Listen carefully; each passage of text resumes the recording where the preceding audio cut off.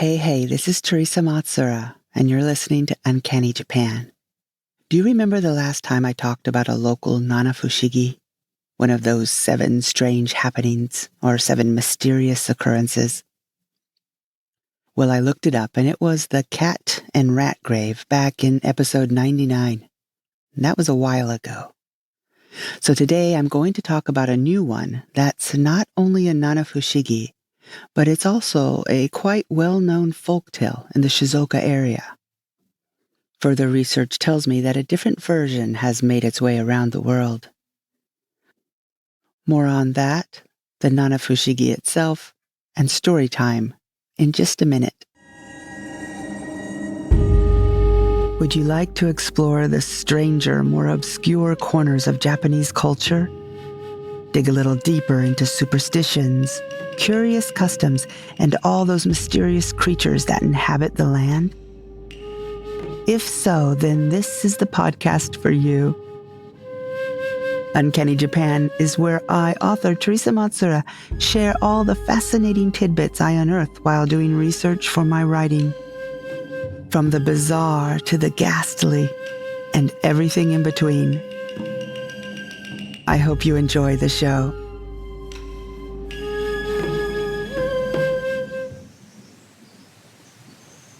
Hey, Terry here. How is everyone holding up? Spring is in the air here in Shizuoka. I'm looking forward to warmer weather and not getting those electricity bills that are more than quadrupled from previous winters. I'm starting to wonder if I should be buying books on how to farm or make my own soap or the intricacies of animal husbandry. On a lighter note, here's a somewhat embarrassing story that will segue into today's show. Stick with me, it all comes full circle. When I first moved from Shizuoka to Yaizu back in the mid-90s, I was young and fancy-free. I remember being asked if I wanted to go to a very special festival. Sure, I said, and I grabbed my old Canon AE-1 programmable film camera, and boy am I glad I did. What I soon learned was that the very special festival was an event called Hadaka Matsuri. Matsuri, we've established before, means festival. And Hadaka, for those who aren't giggling right now, means naked. So the Naked Festival. Before you start booking your plane tickets, full disclosure, no one is fully naked. They wear fundoshi, those white cotton loincloths of days gone by. Also, it's only men who wear them. Women are fully dressed. But even given its misleading name, Hadaka Matsuri is a really cool festival that I really need to go to again. I just learned it's held for 8 days with something different going on the whole time, day and night. There are various purification rituals, one in the ocean, moonlight ceremonies, and something called an oni dance, which is done late at night, with the men all wearing straw skirts now and holding paper chochin lanterns. They dance wildly inside the shrine until a divine spirit descends. The mildly embarrassing part is that on that fated day, I was kneeling down taking photos. In the foreground, a line of men wearing their fundoshi paraded by, while in the background, across the street, in an old wooden house, a woman wearing a kimono with her hair all done up stood looking down at them. I'm concentrating on getting the best shot when I hear a man behind me say to his friend, "Boy, do foreigners like taking photos of butts." I couldn't even explain. This was before digital cameras, so I couldn't jump up and show him my awesome composition. I just thought, yep, that's exactly what it looks like. Anyway, I very recently realized that the shrine that holds the Hadaka Matsuri is the shrine where today's nanafushigi and folktale originates. As with any folktale, you have different variations as the story changes through time. The one I'm going to tell you is my distillation of several that I read in Japanese. I'll mention interesting differences after the tale. And a note on names. The name of our hero monk on the shrine's website says that it is Unsui, which is a lovely Buddhist name, Cloud Water.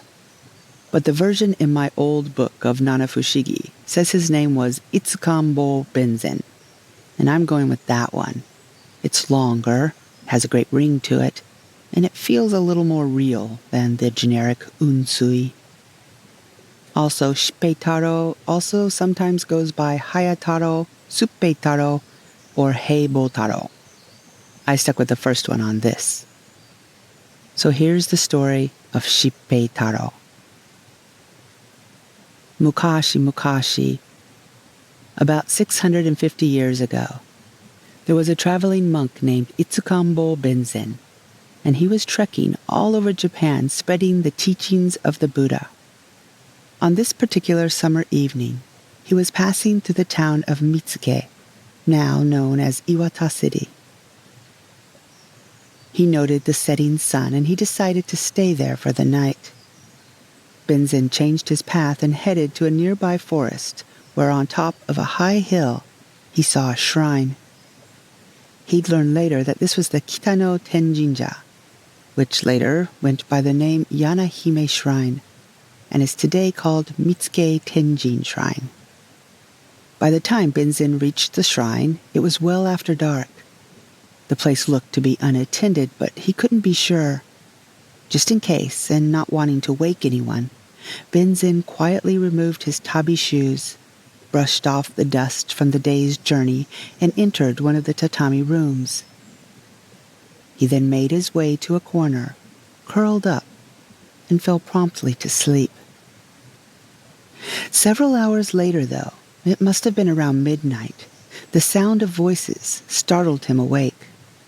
They were coming from the back of the shrine, and were strange in that they were loud and rowdy. Benzen could hear these men drinking and carrying on until they were all very drunk. Now Benzen wasn't one to pass judgment, and was trying to fall back to sleep, when he heard one of the voices suddenly lower and say, "Shh, don't let Shippei Taro of Shinshu know about this." The other gruff voices replied, Yes, absolutely, don't let Shippei Taro know." Now Benzen's curiosity was piqued. Who were these men, and what were they planning? Whatever it was, it didn't sound good.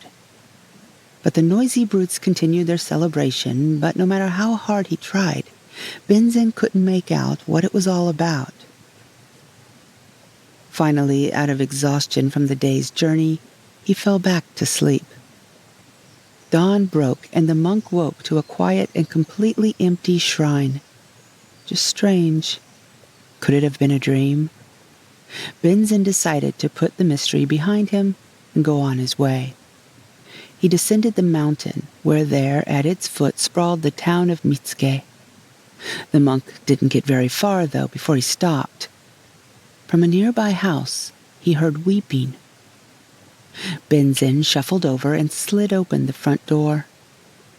There, in the middle of the room, sat a young lady crying. All around her, her family sobbed and wailed. "Is everything okay?" The family startled, seeing this traveling monk suddenly standing at their open front door. "Excuse me for my intrusion, but I overheard and I wondered if I could help. Is someone missing?" After a moment, the father composed himself and explained that in the town of Mitsuke, there was a very special festival held every August. During the beginning of the month, out of nowhere, an arrow with white feathers on it would come flying into the town and land on someone's house. The home with the arrow had been chosen. This meant that they now had 15 days to prepare, because on that 15th night, the family would have to place their daughter into a white wooden coffin and carry her through the dark forest, lanterns were forbidden, up the mountain, and to the shrine. There they would leave her as a sacrifice to the gods. The father reached over and touched the young girl's sleeve. "This morning," he continued, "they woke to find the white feathered arrow embedded in their own roof." "That is horrible. Benzon said. What if you don't follow this heartless tradition? Many years ago, a family did just that and refused. Afterward, for a year, the entire town was tormented. Homes were randomly destroyed, and people mysteriously disappeared or were murdered. That doesn't sound like something a god would want to happen. It was at that exact moment that Benzon realized the voices he'd heard the night before were these gods, these monster gods, who demanded a human sacrifice. He also remembered what they'd said. Don't tell Shippei Taro of Shinshu about this. Judging from the father's story and his own run-in with them, these beasts were obviously nothing he could defeat on his own. But if he could find this legendary Shippei Taro that they were so afraid of, then maybe he could help stop this awful tradition. I have an idea, Benzon said. I know who can help. And with that, the monk set off in search of this powerful man, Shippei Taro of Shinshu. It took a while. He arrived in Shinshu, now the prefecture of Nagano, and asked far and wide about this legendary hero, until finally he was directed to a temple called Kozenji. There he asked the head abbot, "Is there a monk here who goes by the name Shippei Taro? I'd like to have a word with him if it's okay." The head monk laughed. "Shippei Taro isn't a man. It's my dog. Here." From behind the temple appeared a great, majestic-looking dog.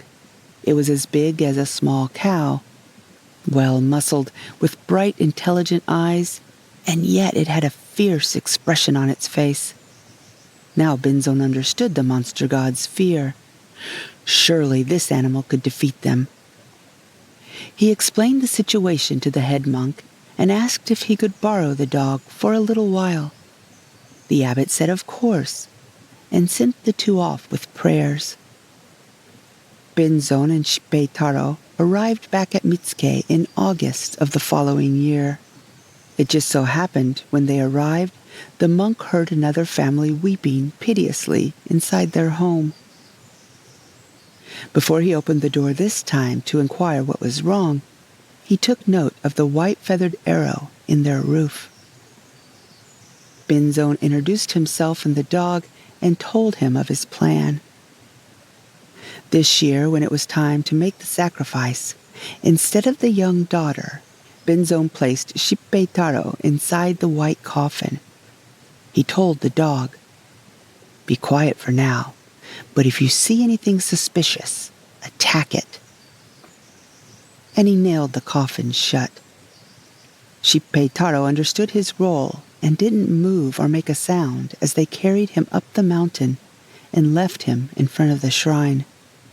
Everyone except Benzon hurried back down the mountain to wait. The monk hid behind a tree and watched. It wasn't long before the ground shook from the footsteps of the approaching monster gods. The first one to appear looked around and sniffed. "I don't see Shippei Taro anywhere. It's safe."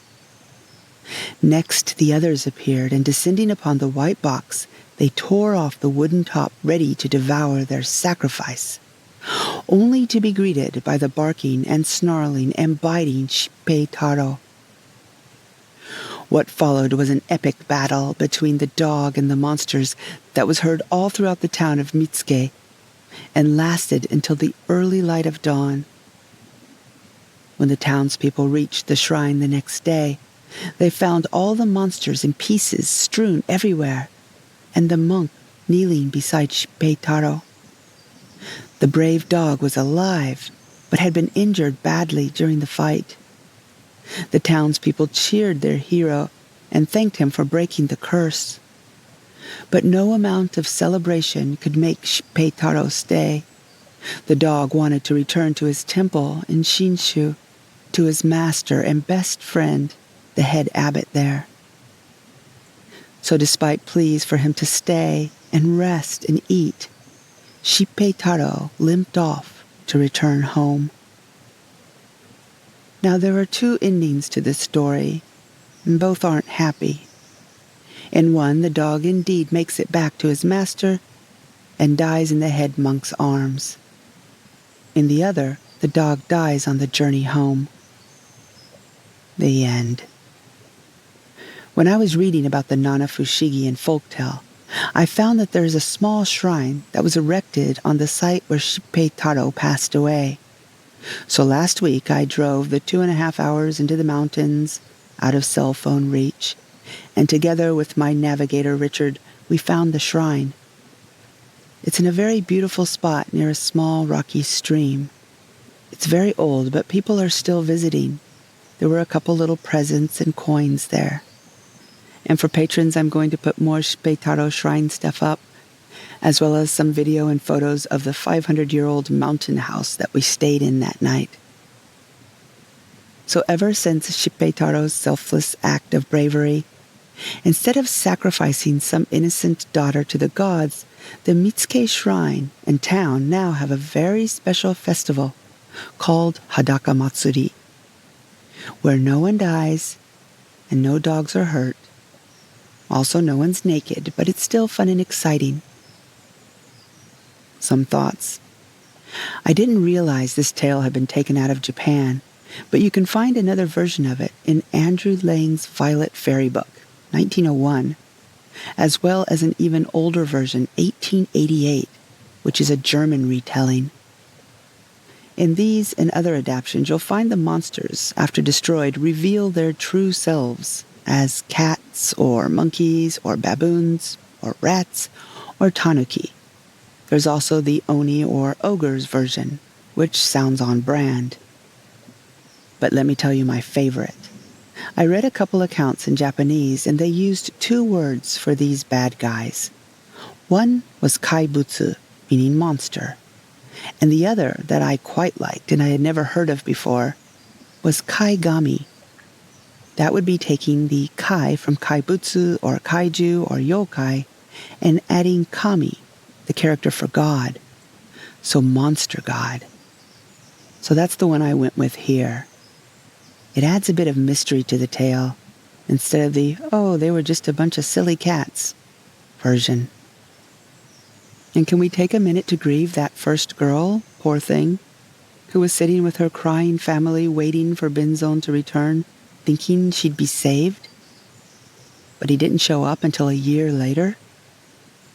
I did some Google mapping, and the distance between the town of Mitsuke, now Iwata, and Kozenji is 164 kilometers.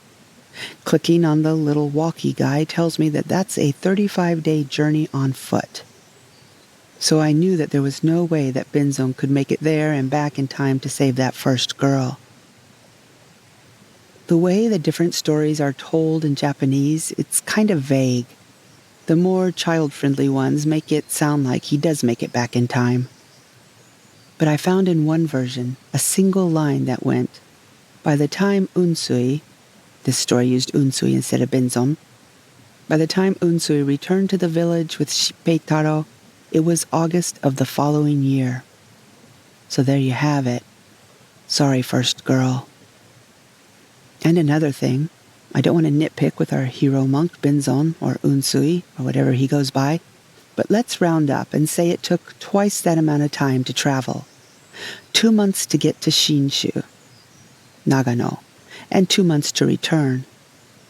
Let's also say that it took him 2 full months of wandering around the city inquiring, where's Shippei Taro? That's still only 6 months. But yet it took him a year for the entire round-trip journey, almost to the day. I have questions. And finally, if you ever do make it to Iwata, check out the city's mascot. It's an adorable version of Shippei Taro. I really do love that this cool dog's memory and legacy is still being celebrated hundreds and hundreds of years later. Thank you all for listening, everyone.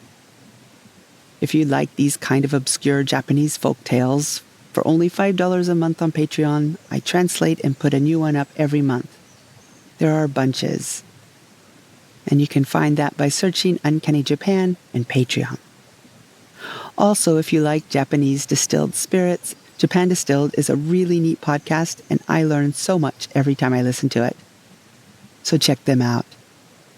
Everyone stay well, and I'll talk to you again in 2 weeks. Bye-bye. You've reached the end of the show, and I just want you to know how much we appreciate you listening and supporting us. Any subscribing, reviewing, and gushing to your friends, family, even random strangers really does help keep us going. If you have the means and you want to help a little more and get a little more, we are making extra content over on Patreon, all for only $5 a month. Or if you like to read horror, you might be interested in my Bram Stoker-nominated short story collection, The Carp-Faced Boy and Other Tales. 本当にありがとうございます. Thank you again, and I'll talk to you real soon.